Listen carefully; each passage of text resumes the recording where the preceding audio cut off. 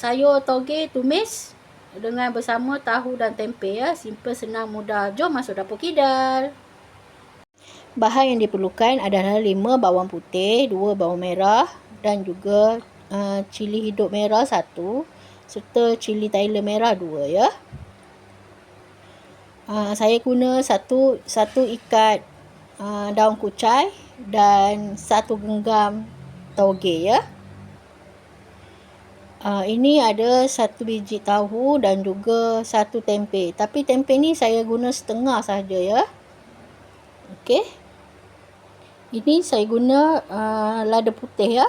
Kita akan guna sedikit dalam 1 sudu kecil. Saya guna sos tiram dan juga kicap cair ya. Ni kicap cair ya. Okey, itu saja bahan-bahannya. Okey, kita akan potong dulu untuk buat tumis ya. Ini bawang merah. Kita akan potong semua bahan untuk tumis ya. Bawang putih ni kita akan hiris juga. Ini resepi yang simple, senang kawan-kawan. Cili saya akan potong seperti ini ya. Ni untuk bagi rasa pedas lah. Okey. Kalau tak nak pun tak apa. Ini untuk bagi warna cantik sajalah kawan-kawan. Tapi ini tak pedas ya. Boleh juga dimakan walaupun tak pedas. Okey kawan-kawan, ni dah siap potong ya. Sekarang kita akan potong bahan yang lain.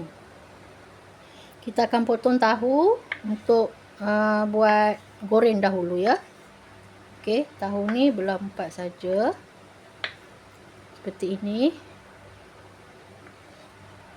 Belah 4 saja. Sebabnya kita akan goreng ya. Kalau tak nanti dia hancur kalau tak goreng dulu. Tempe saya guna separuh ya. Jadi saya akan potong memanjang. Seperti ini, potong kotak-kotak. Okey. Supaya senang nak goreng. Ini pun kena goreng dulu, kalau tak nanti hancur ya. Okey, ini daun kucai. Saya buang dulu kulit batang yang keras. Jadi saya akan ambil daunnya lah. Okey, kita akan potong 2. Potong memanjang je untuk buat goreng. Ni saya suka ni. Batang ni jangan buang ya, sebab boleh digunakan ya. Untuk pada yang suka lah. Okey, kalau tak suka batang ni boleh dibuang ya. Okey kawan-kawan, minyak dah panas, kita boleh goreng dulu tahu dan tempe ya. Bismillahirrahmanirrahim. Okey, ni goreng bagi garing dia ya. Supaya goreng nanti tak ada hancur. Okey, kita akan biar dulu dia garing ya. Okey kawan-kawan, dah garing.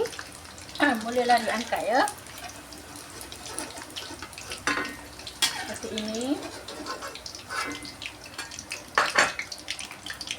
Minyak dah panas, kita boleh tumis bahan yang kita potong tadi ya. Bismillahirrahmanirrahim. Okey, simple, senang je. Ni kita akan tumis layu ya. Sampai naik bau dan bahan yang kita potong ni layu ya. Okey kawan-kawan, ni dah naik bau, dah layu. Kita boleh masukkan bahan yang lain ya. Ni saya masukkan toge dan kucai ya.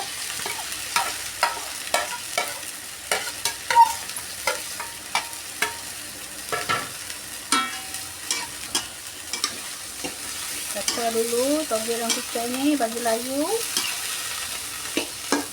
Kalau nak berkuah boleh tambah air ya. Kalau tak nak berkuah boleh kering macam ni lah. Okey, ni dah layu.